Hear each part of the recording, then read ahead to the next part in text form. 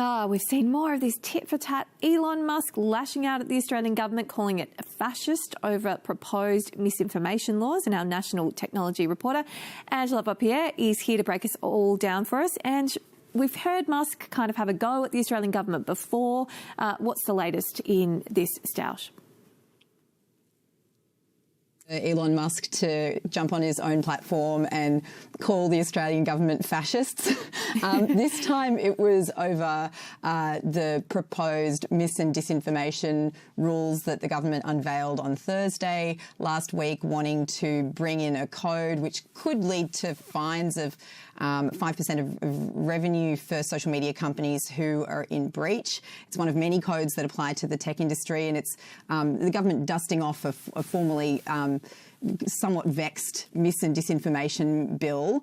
But yeah, as for Elon Musk's response, he's this self-styled free speech advocate, so-called free speech absolutist, although he's, been quite happy to kick people off his platform, people like journalists, for example, when they disagree with him or argue with him in a full-throated way. So, in some ways, bit of a man bites dog, but we do. Sorry, dog bites man, but rather predictable. But we do like to keep an eye on it.